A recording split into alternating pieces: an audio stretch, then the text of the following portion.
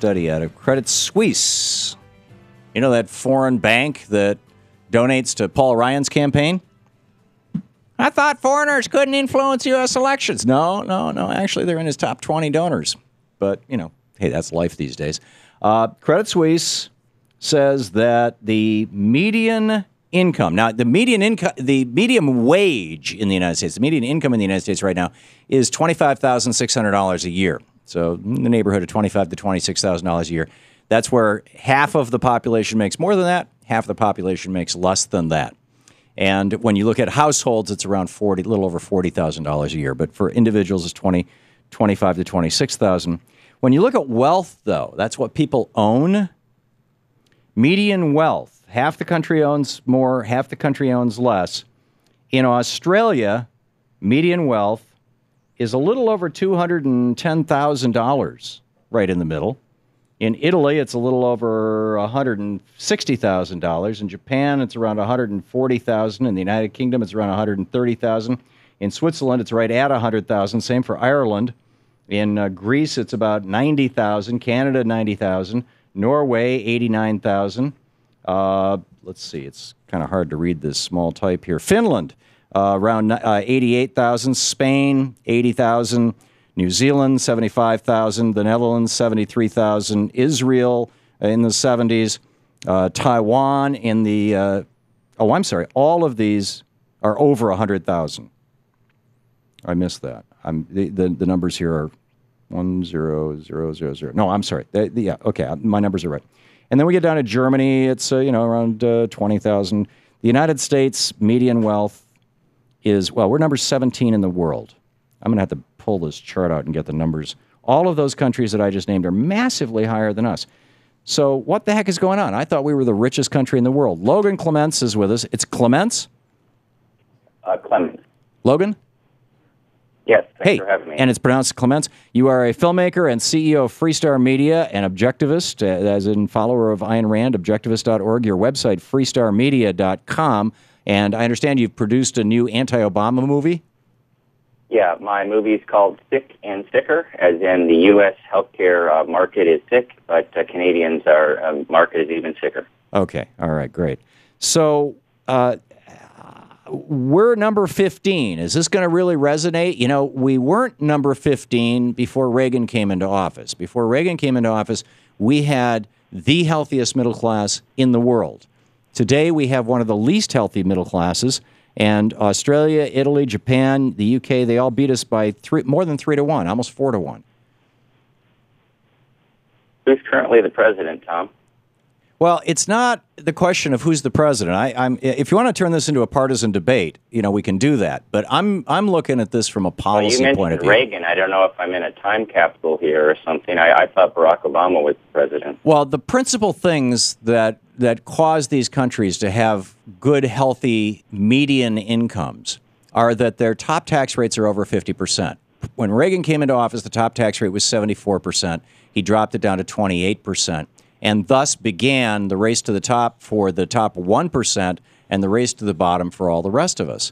And it's just continued for 30 years. I mean, we're still practicing Reaganomics. Even President Obama, to a certain extent, is practicing Reaganomics.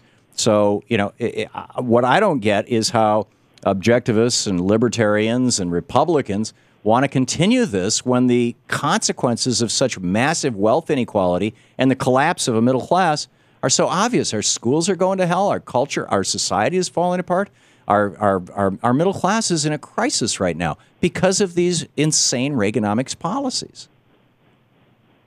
So let me get this straight, Tom. You believe that if the government raises taxes, it makes people richer? Is that correct? I don't just believe that. I can demonstrate that. And by people, if you mean the vast majority of the people, the bottom 99%, yes. If you're talking about the top 1%, no, that's not the case. When Reagan came into office, the top 1%, the average CEO, Mitt Romney's dad, George Romney, was making 31 times what his average employee is making. Right now, the average CEO in the non-financial industry is making 530 times what their employees are making, and on Wall Street, they're making 10 to 14,000 times what their employees are making. In my opinion, that shouldn't be, and that's a direct consequence of tax policy. The same amount of wealth.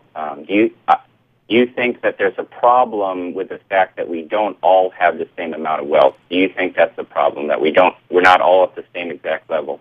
No, of course not. That would be a stupid way to put it. But I do think that there's a problem with the level of inequality that we have. It's not all or nothing. So why are we talking about this subject, and why are you even bringing it up?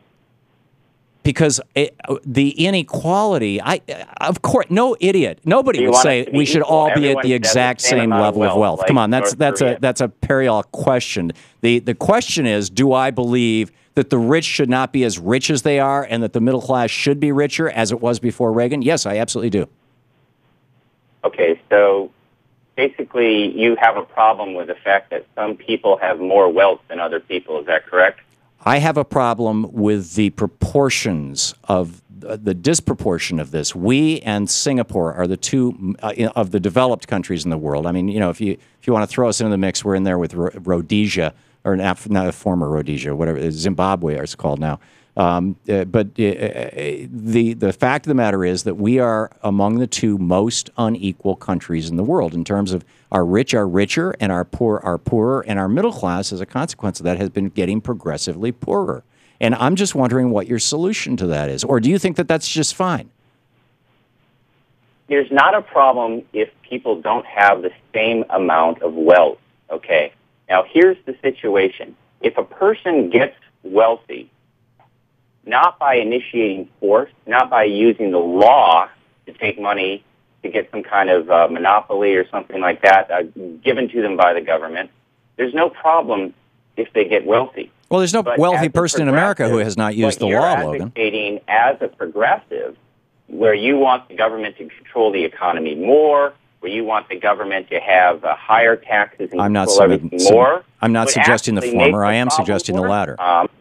Because when the government controls more and more of the economy, I'm not suggesting the way that you get rich in a society like that, Thom Hartmann, is you give a lot of donations to the politicians that have all the power over the economy, and that's how you get rich. And yet that's what's happening right now. That's not what was happening before Reagan. Why are we talking about Reagan? Because Barack Obama is currently the president. Let's talk about Barack Obama's policies, Tom. Because Reagan came in and nailed down this ideology which we are still living with today. We still have the top income tax rate in this country has been below 50% since 1986. And we've had just a continuous train wreck ever since. I'm saying roll back the Reagan tax cuts.